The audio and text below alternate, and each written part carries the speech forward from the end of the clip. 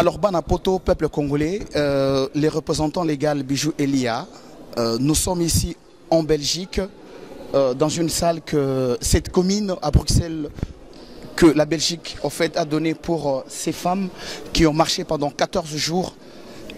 Elles sont venues là et demain elles vont déposer leur mémo et elles vont à la fin déposer la plainte. Alors sans plus tarder, nous sommes entrés de remercier toute la communauté congolaise ainsi que l'organisatrice de cette marche qui répond au nom de Marie Nyongo, que toute la communauté vraiment congolaise a remercié partout, les États-Unis, l'Allemagne, le Canada, partout vraiment a remercié ce courage de cette dame Marie Nyongo. Alors sans plus tarder, je vais recevoir quelqu'un, l'un des responsables, un blanc qui a été touché par tout ce qui se passe en République démocratique du Congo. Sans plus tarder, fidèles internautes, je vais le Congolais. Nous sommes ici en Belgique, dans sa capitale, Bruxelles.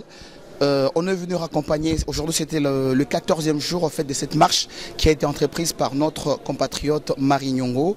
Alors à mes côtés, j'ai quelqu'un qui a été frappé par tout ce qui se passe en République démocratique du Congo. Il a accepté de nous parler et de nous dire pourquoi est-ce qu'il est touché par cette marche. Alors bonsoir monsieur. Bonsoir. Pourriez-vous d'abord vous présenter devant toute la communauté congolaise vivant à l'étranger? Oui, donc je m'appelle Alain Hutchinson, je suis député bruxellois pour l'instant, j'étais député européen et pendant mon mandat de député européen, j'ai eu l'occasion de voyager à plusieurs reprises dans votre pays. Et surtout au Kivu, dans l'est du Congo, où j'ai essayé de m'impliquer le plus possible politiquement, en essayant de sensibiliser les responsables politiques occidentaux, qui sont souvent loin de tout ça, à ce qui s'y passe. J'ai visité les hôpitaux de Panzi et de Goma, j'ai vu l'horreur de ce que pouvait être cette guerre, et notamment et essentiellement pour les femmes et pour les enfants. Et donc depuis lors, je suis mobilisé par rapport à la cause qui est celle de Marie et de ceux qui ont marché ces 300 km entre Paris et Bruxelles. D'accord, merci monsieur. Et vous, en tant que député en fait, ici en Belgique, à Bruxelles plus particulièrement, que pourriez-vous faire? Parce que vous nous avez dit tout à l'heure que vous étiez vraiment touché par rapport à ce qui se passe et comme vous avez dit, vous parcourez un peu la région de vous-même personnellement. Et croyez-vous vraiment quelque chose pourra se passer, pourra se faire à l'est de la République démocratique du Congo? Mais je pense que non seulement il pourra se passer, mais il doit se passer quelque chose à l'est du Congo. Et ça, ce n'est pas seulement la responsabilité des dirigeants de la République démocratique du Congo, quel qu'il soit, je ne tiens pas à être partisan là-dedans, c'est aussi la responsabilité de la communauté internationale. Finalement, n'oublions pas que ce qui se passe à l'est du Congo, c'est une guerre économique. C'est un pillage systématique et organisé de toutes les richesses du sous-sol du Congo, et Dieu sait qu'elles sont nombreuses, et c'est un pillage qui est organisé par des Occidentaux, par des multinationales, par toute une série d'entreprises qui passent par le Rwanda, qui passent par où ils veulent, mais en tout cas, c'est un véritable scandale.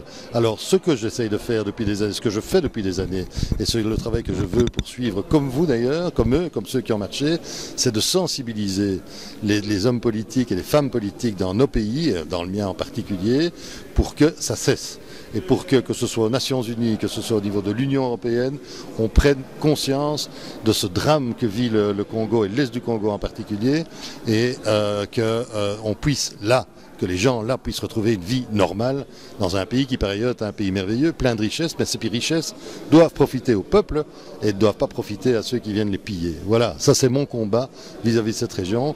J'y étais à plusieurs reprises. D'habitude, les missions politiques, souvent c'est Bruxelles-Kinshasa, Kinshasa-Bruxelles.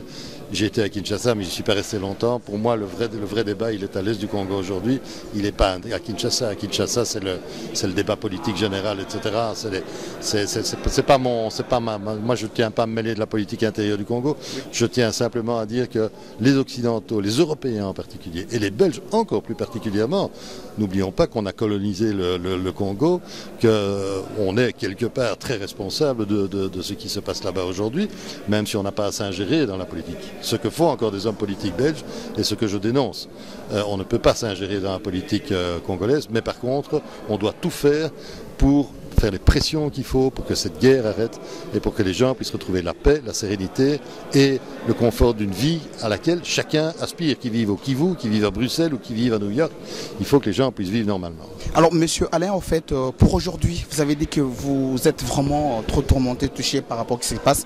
Qu'est-ce que vous avez apporté à cette communauté congolaise aujourd'hui qui se trouve là, à la dernière journée de cette marche? Vous leur avez apporté que du conseil ou bien une aide personnellement? D'abord, j'espère leur avoir apporté un peu de ma chaleur et de mon engagement personnel pour qu'ils sachent qu'ici, ils ont des alliés et qu'ici, il y a des gens qui, comme eux, se battent pour cette cause-là. Mais alors, beaucoup plus concrètement, j'ai demandé à la municipalité de Saint-Gilles, qui est ma municipalité d'ailleurs, de mettre à disposition une école, puisque j'étais prévenu au dernier moment du fait qu'ils n'avaient pas de solution d'hébergement pour ce soir. Donc voilà, on essaye de trouver des solutions pour les héberger le plus confortablement possible.